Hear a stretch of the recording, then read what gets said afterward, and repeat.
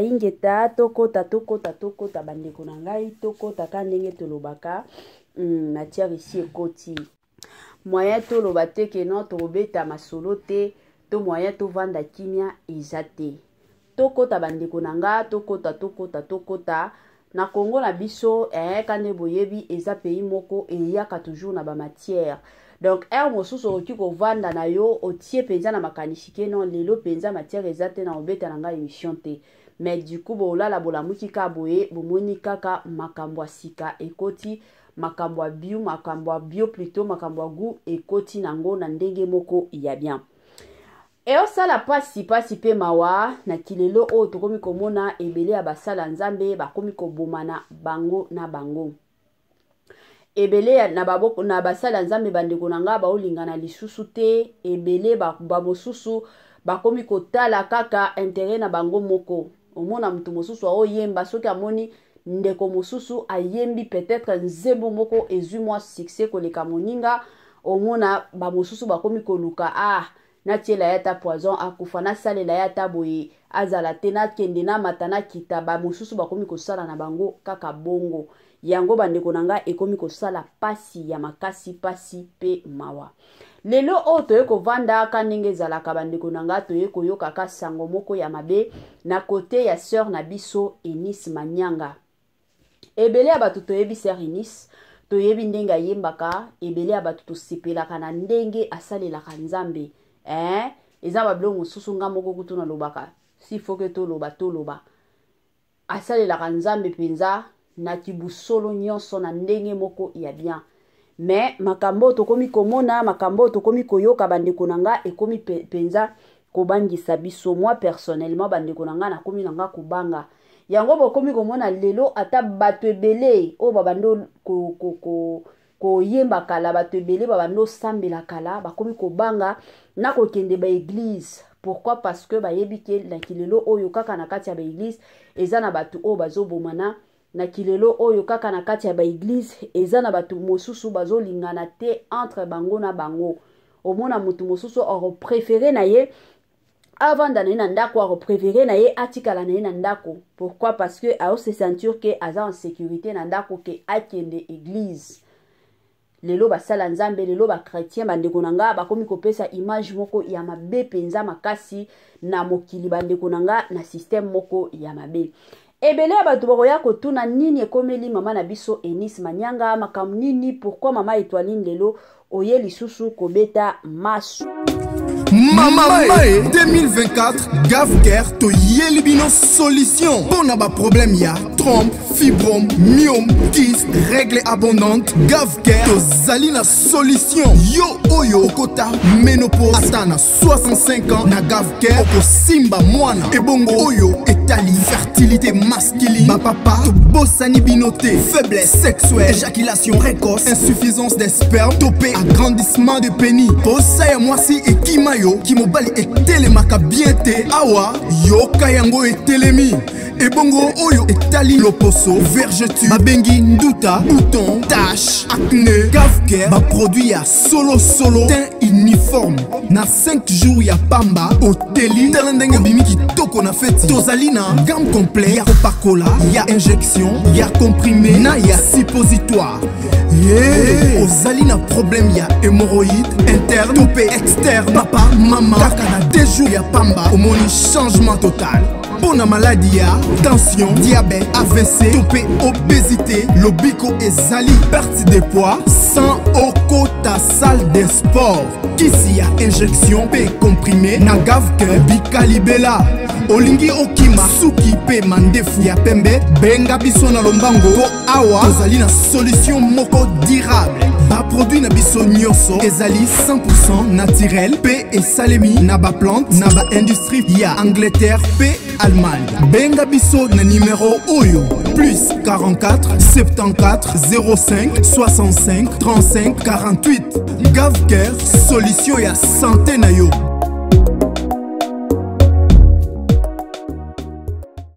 Moi sensibilisation surtout quand ndenge zalaka na système moko bien na système moko bio na système moko kitoko GAFCœur et yelibino ba solution ya kilikili GAFCœur et yelibino ba solution ya kafu balobi na GAFCœur bika na yo libela na GAFCœur bota ndenge olingi quand ndenge tolobaka la famille na yebite nini etungisaka yo na yebite nini elelisaka yo na yebite bandeko na ngai na yebite sokeza sukali nde tungisaka yo mukongo pasi kolemba kolia ozolia malonga te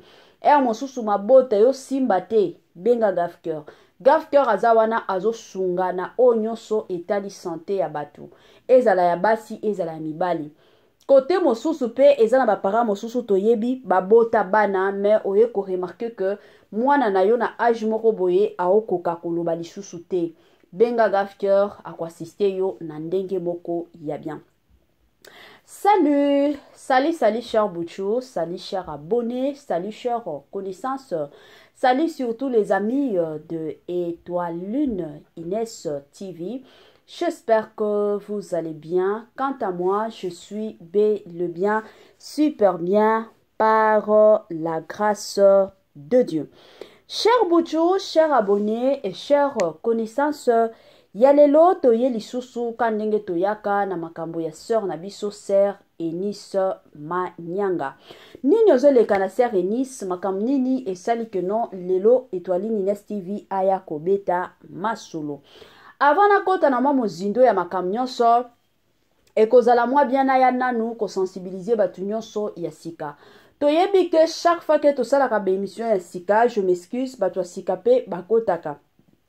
Yango na ko sensibiliser batu nyonso ya sika. En tout cas, si c'est la toute première fois ya kokota penza na chaîne na biso, chaîne moko kitoko, chaîne ya ba analyse somme, chaîne moko ya ba information pas possible. Je vous prierai surtout de vous abonner massivement.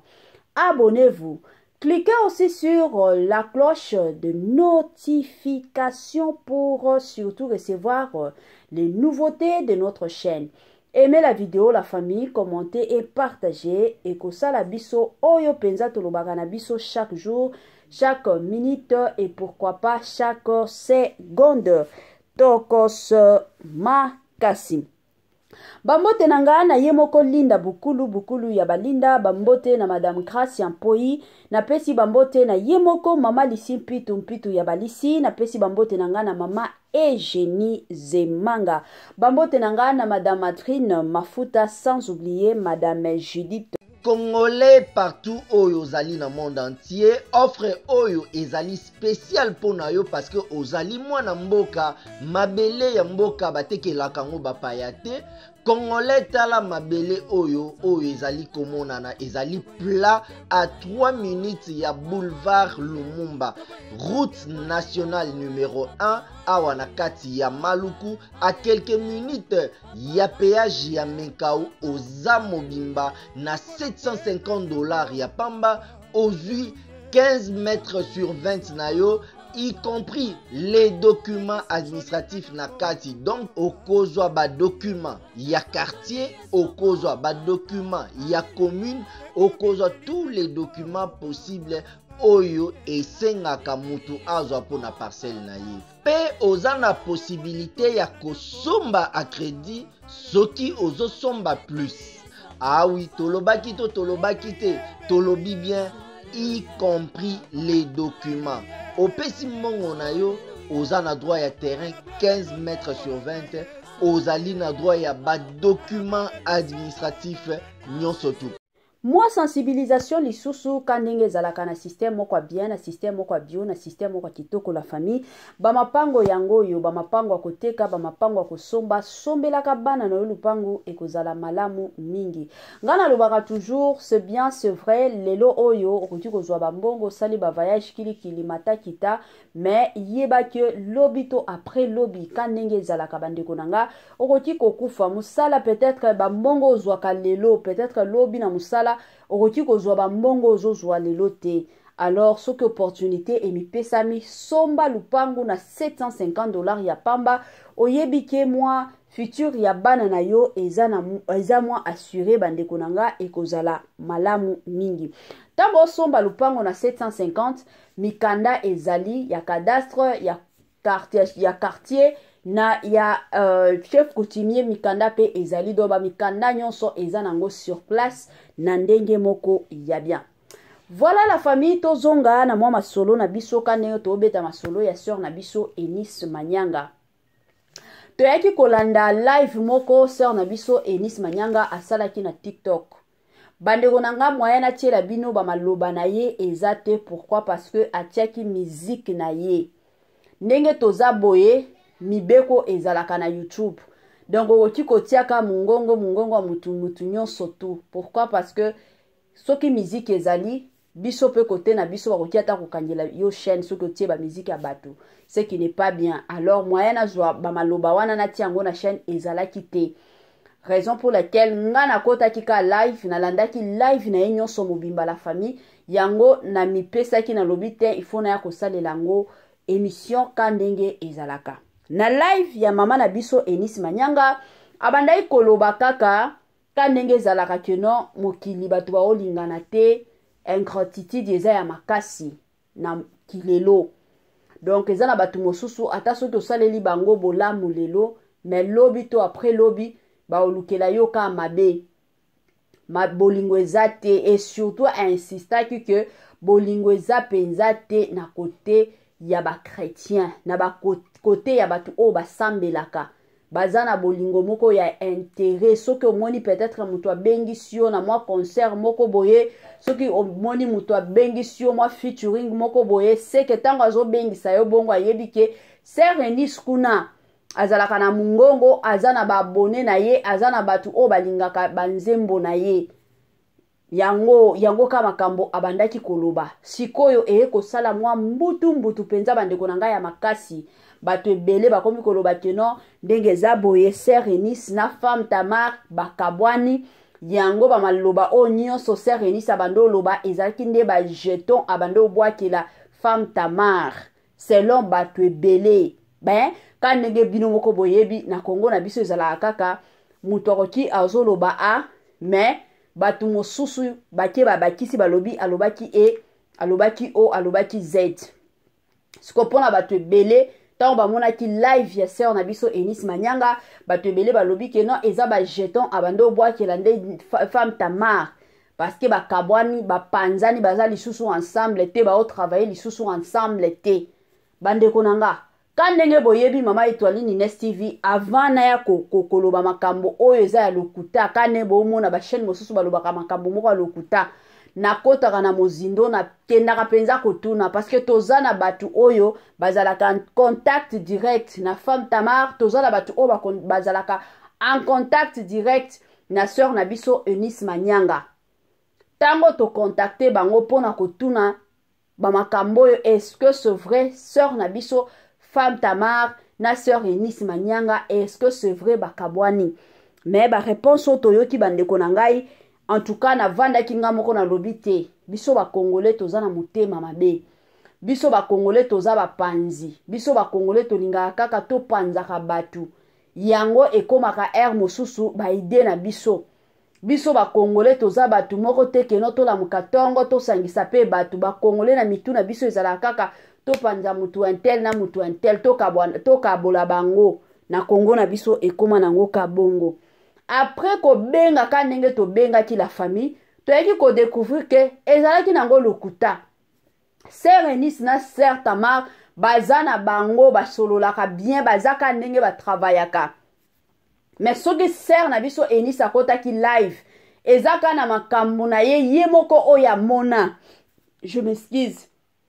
oya mona kaka na cadre ya ba musicien chrétien yango kaka pesaki makasi alobi te ba makambo susu fona loba ezate que non parce que baswanaki na femme Tamar baswanaki na bango te baza kaka ensemble ezaka makambo oyo amona na ye epai ya bandeko mosusu ya ba musicien mosusu nde wana epesaki makasi alobi te na ya kosala émission na ya kosala live nanga na kebisaka batu na fongolaka batu miso na fongolaka batu matoi kandenge ezalaka mutu nyonso soki omoni mwa likambo etei yo olobi likambo na koki kovanda nangonga moko te ekozala malamu na solola pe na baninga mosusu yango ye pe asalaki bongo. Mais ce qui est vrai ye na sœur na mama na biso femme Tamar kobeba na ezate koswana pe ezate bazana bango bia basololaka pe bia babedaka pe masolo na ndenge ya bia bandeko na ngai yango wana. Donc o nyonso boyoka bambutu surtout na ba TikTok bandeko na nga makambo za kobeba kuna batu bayoya na ba confirmation la famille eza biloko moko na osenga na bino bolanda ngo te. S'il vous plaît bozala focaliser bolanda na bino yango te. Ser na biso Enis aza libre kandenge babiso awa tokotaka ba live okoti komi kobeta lisolo c'est de la même façon na yepe akoti amoni mwa likambo moko boye eza bien te na kote ya basala nzambe alobi te etika na ya kobetela ngo lisolo ce qui est normal. Donc yepe na kote na ye aye penza alobi c'est tout à fait normal bandeko nanga eza te ke non nde mataki nde kitaki te bazana bango très bien ba solo la kana bango soki pe balingi babeta ba concert na bango ndenge babetaka mosusu eza ba concert mosusu babengisaka bango nyonso mibale bake kobeta mbala moko soki babengisi bango bakokende pe babeti na bango. Ser na biso Enis ayembi na bato ebele deja eza na ba place ebele deja benga ye ake penza koyemba aza mutu eza babilo mosusu tala kaka carrière na ye ebandi sika eza carrière penza ya kala te. Donc eza babilo mosusu aomona ezolekela ye siko batu o deja bayemba kala eza babilo mosusu ba maîtrisaka mais eza babilo mosusu batu mosusu bakokaka na bango ko maîtriser te aoloba soki na moni boye kasi bandeko mosusu nala musaka bango pourvu que bango pe bakota na bamakambo yo te yango wana ayaki kosala live eza te ke non abwakela sœur na biso femme Tamar ba jeton abwakela na ye femme Tamar plutôt ba jeton te ezaka ba live na ye moko abandaki kobeta bandeko nanga ye moko abandaki kosolola ye moko kaka na système moko ya bien kandenge ezalaka bandeko na ngai aopesaka conseil kane tosalaka bémission mosusu topesaka batoli soki olandi toli ozwi oyo okolinga ozwa soki pe olobi na kote na yo keno nga na ningi na nga batoli te yo moko kaka parce que na monde ya lelo na kilelo oyo toyekolaka chaque jour ata soki lelo oboyi koyekola mais lobi nango ozalaka na besoin o apprendre moi quelque chose de nouveau ezalaka bongo. Donc na ba nini na ye wana nyonso na ba live na ye wana nyonso makambo nyonso alobaki ezalaka toujours bien biso ba téléspectateur tongo olanda oyoka nini alingi abimisa eza te ke non parce que muto salaki live parce que bazalaka ba camarade na muntu intel donc live yoyo ezalaki nde jeton bando bwakila mutu ngandi oyo ozali na monde entier offre oyo ezali spécial pona yo parce que ozali mwana mboka mabele ya mboka batekelaka ngo bapaya te Congolais tala mabele oyo ezali komonana ezali plat à 3 minutes ya boulevard Lumumba route nationale numéro 1 awa na kati ya Maluku à quelques minutes ya péage ya Menkau oza mobimba na $750 ya pamba ozui 15 mètres sur 20 na yo y compris les documents administratifs na kati donc okozwa ba documents ya quartier okozwa ba documents ya commune okozwa tous les documents possibles oyo esengaka mutu azwa pona parcelle na ye pe oza na possibilité ya kosomba a crédit soki ozosomba plus oui tolobaki te tolobi bien y compris les documents opesi mbongo na yo oza na droit ya terrain 15 mètres sur 20 ozali na droit ya ba document administratif nyonso tu.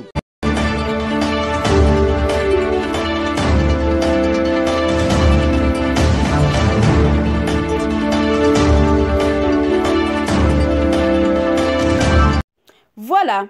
Tokomi na suka na mwa partage na biso bandeko na nga na système moko bien na système moko kitoko kande na obeta masolo ya Sœur Enis en tout cas la famille bolanda to boyoka biyoka yokate boyoka bioka yokate, c'est tout à fait normal. Yeser Enis soki aye kopeta conseil na communauté, problème ezate aza mutu soki amoni mabe moko boye komeliye aolinga pete ke non mabe wana ekomela pe baninga mosusu ako préféré mabe wana ekota te, alors akoya kopesa conseil pourvu que bato mosusu balamuka batelema bafongola miso na ndenge moko ya bien penza mingi makasi. Mais concernant que non sœur Enis Manyanga na femme Tamar babebani na bango te, baza na bango bien makamnyo sope ezotambola nango kitoko. Bandeko nanga tokomi na biso na mwa suka partage na biso yango kaka tolingaki to partager na bino na système moko ya bien. Permettez-moi surtout de vous dire bye bye et à la prochaine.